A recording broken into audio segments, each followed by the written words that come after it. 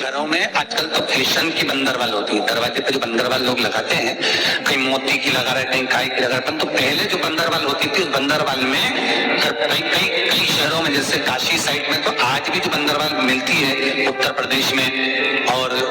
चलो तो गुजरात में, तो उसमें इतने बड़े बड़े कांच लगे रहते हैं, दर्पण। उसका क्या महत्व है, उसकी मूलता क्या है? शिव महापुराण की कथा कहती है दर्पण कितना बड़ा ले लो, बंदरवाल अगर दर्पण वाली नहीं तो इतना बड़ा दर्पण लो, हनुमान जी के मंदिर में जाकर, क्योंकि हनुमान शंकर का ही अवतार है, हनुमान जी के मंदिर में जाकर हनुमान जी के उल्टे पांव का थोड़ा सा सिंदूर, चरण का थोड़ा सा सिंदूर एक कागज में लेकर आ जाइए। और हनुमान जी के छोटे भाई, हनुमान जी 6 भाई हैं, उसमें गतिमान, हनुमान जी के छोटे भाई गतिमान का नाम लो, और गतिमान का नाम लेकर उस दर्पण पर सिंदूर से त्रिशूल बना दो, सिंदूर से त्रिशूल बनाकर उस दर्पण को घर के बाहर, दर्पण का मुख बाहर की ओर, ऐसे बाहर की ओर मुख कर दर्पण को घर के बाहर या दरवाजे पर, बिल्डिंग पर, ऊपर जाली में, फ्रंट में, कहीं पर भी उसको लगा दीजिए। महाराज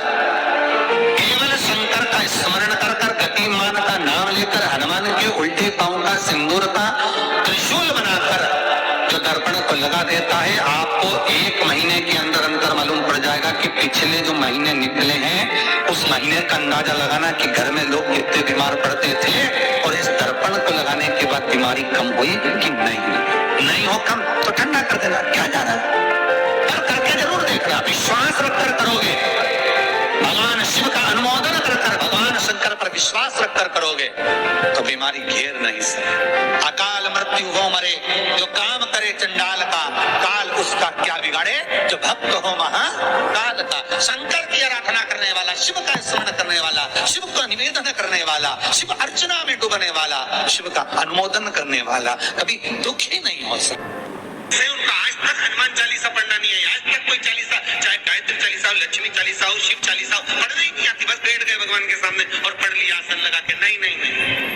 चालीसा पढ़ने का भी एक नियम है। अगर कोई लक्ष्य लेकर पढ़ रहे हो तो उसका एक नियम है, पूरी जिंदगी पढ़ते रहोगे तो भगवान की प्राप्ति नहीं है, पर लक्ष्य लेकर अगर पढ़ा है आसन से, जिस भगवान की चालीसा पढ़ रहे हो उसकी मूर्ति या उसका फोटो आपके सामने होना चाहिए। एक घी का दिया, अगर हनुमान चालीसा पढ़ रहे हो तो या तो घी का दिया जलाओ, वो भी गाय घी का, भैंस के घी का मत जलाना, हनुमान जी कभी प्रकट नहीं होंगे भैंस के घी से। घी का दिया लगाइए अगर चालीसा का पाठ कर रहे हो हनुमान जी का। और बहुत ज्यादा संकट है, बहुत ज्यादा परेशानी है तो हनुमान चालीसा का पाठ करो तो तिल्ली के तेल का दिया, काली तिल के तेल का दिया, तिल का तेल का दिया हनुमान जी के सामने आसन बिछाकर, बहुत तकलीफ है तो 3 पाठ प्रतिदिन करो। और एक आसन से जितने समय 9 बजे अगर आप बैठे हो पाठ करने तो 9 बजे ही बैठना है। 11 दिन तक प्रतिदिन 3 पाठ रोज करो। एक पानी का लोटा, कलश, तांबे का जल, अर्थात तांबे का लोटा हो, स्टील का लोटा हो, तुम्हारे पास जो कलश हो उसमें जल भरकर, एक सिक्का उसमें पटक कर, एक लौंग पटक कर, प्लेट से ढक कर रख दो और प्रतिदिन बस टाइम पर बैठकर पाठ करो। 11 दिन पूर्ण होंगे इस कामना से आपने पाठ करा है, बस वो सिक्का, वो लौंग कलश में से निकाल लो, जल का आचमन करो और जिस काम के लिए करा है वो जल उस प्रयोग में ले लो। उस प्रयोग, किसी से बात करने जाना है तो वो जल ही कर जाएगा, कोई से हाथ मिलाना है तो वो सिक्का, वो लौंग अपने हाथ में अपने साथ रखो।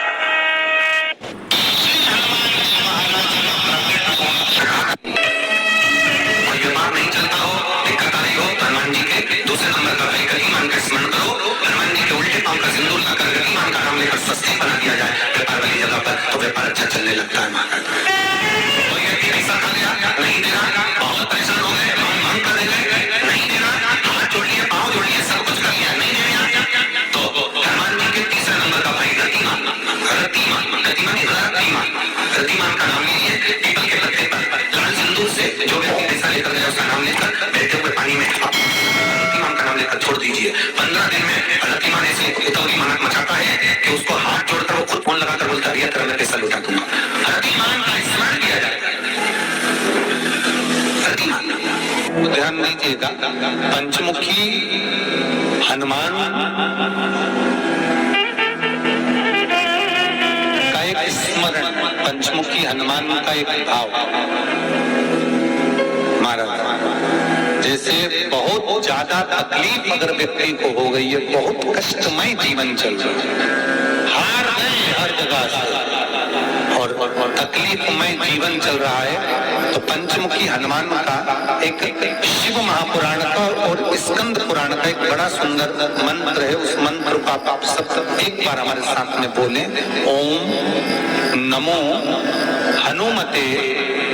रुद्र अवताराय सर्व शत्रु संहारणाय सर्व रोग हराय सर्व वशीकरणाय रामदूताय स्वाहा। बस इस मंत्र को हाथ में काली तिल लेकर, एक जौ लेकर और गूगल लेकर, थोड़ा सा उसमें गाय का घी डालकर, कंडे को या अग्नि को जलाकर इस मंत्र का 11 बार 21 बार जाप कर अपनी कामना कर छोड़ दीजिए। कैसा भी रोग हो, बीमारी हो, कष्ट हो, दुख हो, तकलीफ हो, 21 दिन के अंदर वो आनंद आना प्रारंभ कर देता है। इस मंत्र, स्कंद पुराण का, शिव महापुराण का ये मंत्र मूल बच्चा पंचमुखी हनुमान सुख दे। और एक और चीज याद रखिए हमारा, यदि कोई काम जा रहे हो, कोई व्यापार के लिए जा रहे हो या नौकरी करने के लिए जा रहे हो और लगी नहीं रही, बहुत तकलीफ पा रहे हो, सर्विस ही नहीं लग रही, बहुत कष्टमय हो गया, तो निवेदन करूंगा 5 पीपल के पत्ते पर बेसन के 5 लड्डू घर में बने हुए, गाय के घी के 5 लड्डू रख लो, उस लड्डू के बीचों बीच एक आटे का दिया और उसमें तिल्ली का तेल डालकर इसी मंत्र का प्रयोग कर पंचमुखी हनुमान का किसी भी हनुमान के मंदिर में जाकर, दक्षिण मुखी हनुमान के मंदिर में जाकर उसको रख कर आ जाइए। इसके बाद आप काम के लिए जाइए, आपका काम सफल हो जाएगा। आपको किसी को नहीं कहना पड़ेगा, कि हाथ जोड़ना नहीं पड़ेगा, किसी के पाँव नहीं पड़ना पड़ेगा, तुरंत काम। बस इस मंत्र का स्मरण कर पंचमुखी हनुमान का भूतेश्वर जो मंत्र है वो सुख देने वाला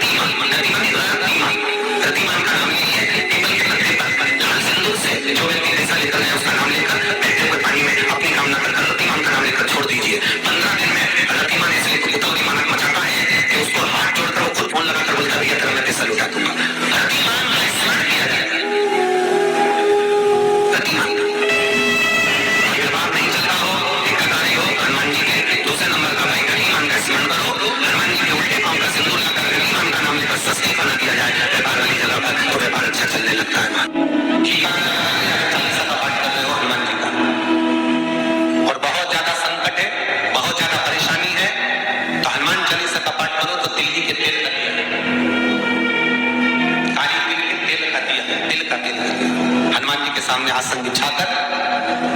बहुत तकलीफ है तो 3 पाठ प्रतिदिन करो और एक आसन से जितने समय 9 बजे अगर आप बैठते हो पाठ करने तो 9 बजे ही बैठना,